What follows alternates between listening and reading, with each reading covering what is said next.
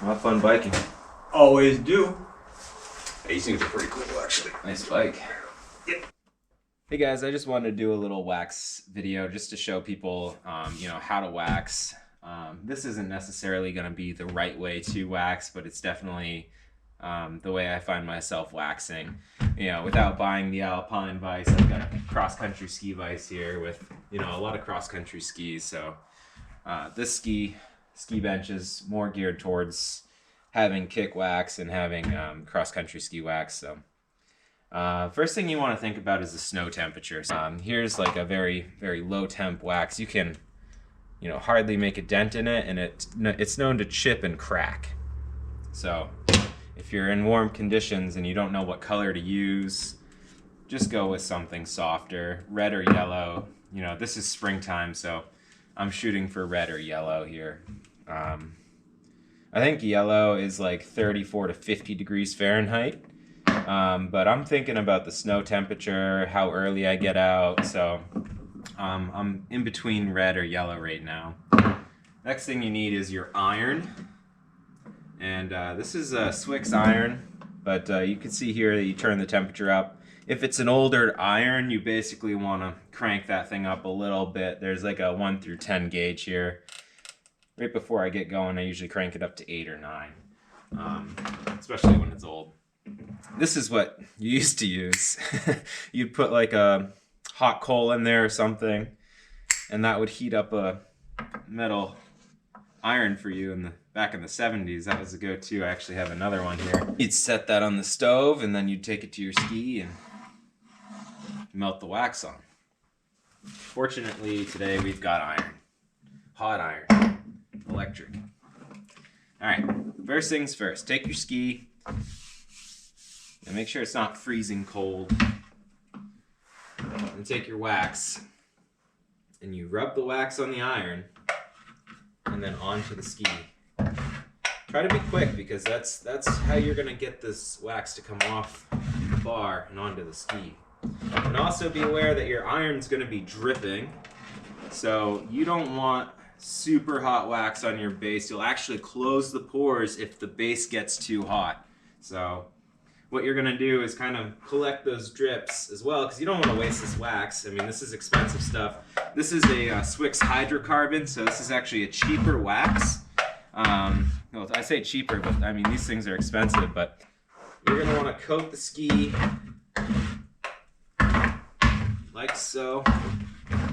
Just use those drips to kind of fill in. I've got a lot of scratches in these old skis, so my goal here is to sort of just fill in the gaps. And we'll get to scraping later. But once you have nice coverage, you've kind of gone tip to tail and you've dripped some wax through here, you're on to phase 2 here.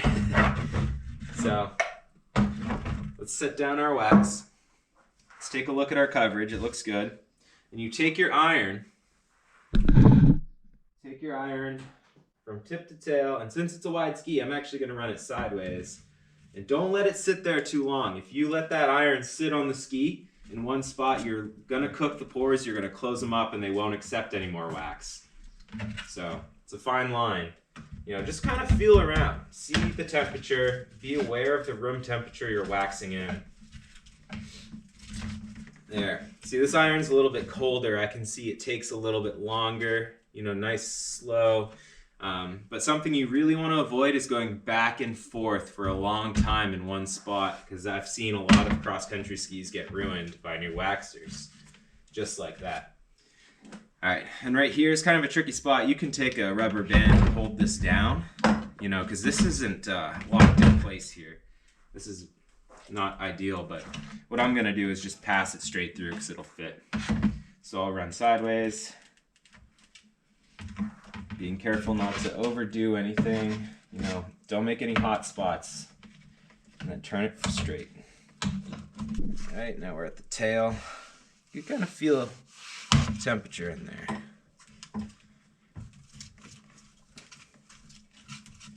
All right, and just kind of do a once over and look and see, did you get everything? Look for those gaps that you didn't quite grab. This is your opportunity to touch up your ski. Now, next step, after you finish waxing, let it cool. Maybe 20-30 minutes. You could wait longer, depends on what you're doing. This ski is good to go. All right, so my ski's cooled down. It doesn't feel warm to the touch anymore. You know, you just want to make sure that your base is cooled before you start scraping.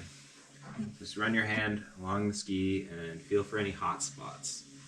I don't feel any. So what you want to do with a scraper is hold it like this. 2 thumbs towards the middle, keeping even pressure down. You want a scraper that is sharp, and you want it to be as wide or wider than your ski. And it's pretty simple. You just keep that even pressure down. And since my ski isn't locked into place, I also have to keep in mind I'm balancing. So this is a good video for someone who doesn't have the right equipment, but can easily, you know, stick together a vise or some sort of DIY ski wax setup. Because when you buy a wax bench, half the time you might actually like what you built yourself a little more. Keep that even pressure down. And just scrape that top layer of wax off.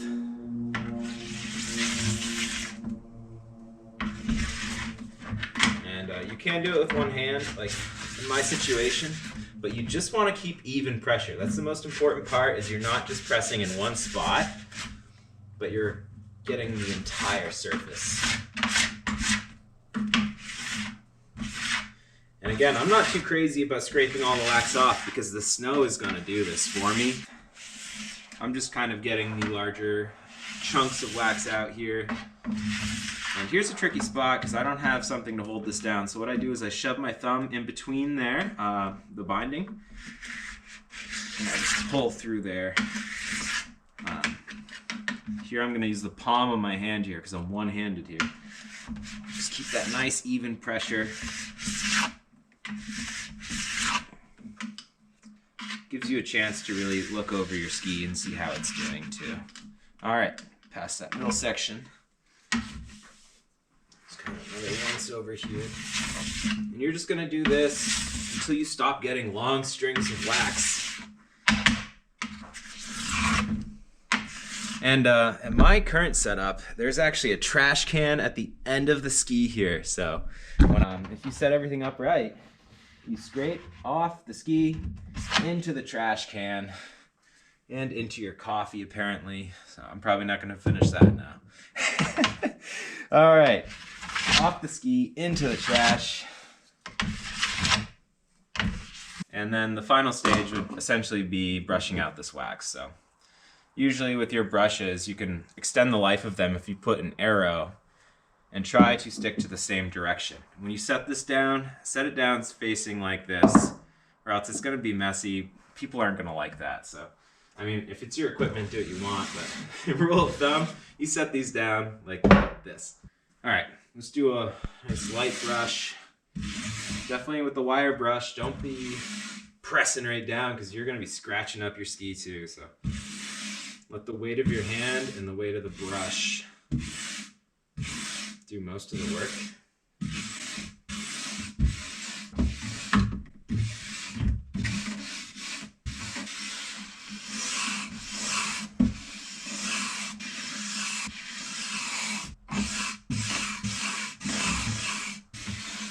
Tip to tail.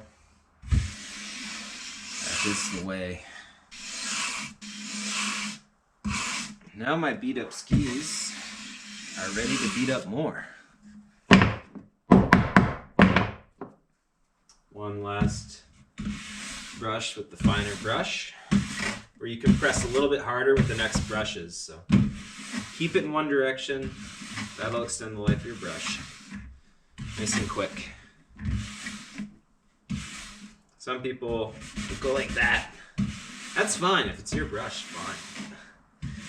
If you're using a ski team equipment or your family's equipment, friends' equipment, try to respect the stuff because it costs a lot of money to buy all this stuff and it never lasts quite as long as you thought, especially when everyone's using it wrong. It's not professional, but it's waxed. That's what we're looking for. Beautiful. Nice fresh skis. A lot of my big gouges are actually filled in now. I don't have to worry about them as much. All right, I guess the ski is telling us it's done. All right, that's about it. 2 waxed Rossignol Soul 7s. Ready for spring skiing. Clean up. Just do a little cleanup. It's always good to have a trash can at the end, so you just take your brush, a brush, sweep, sweep, sweep, all the way to the trash here. Look at how easy that was.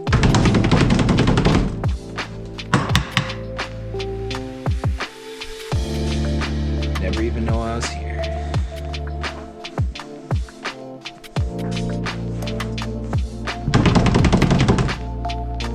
That's it. Thanks for watching. If you ever want a cross-country ski wax tutorial or maybe a better, different method, I'll make another video. Let me know. Thanks for watching.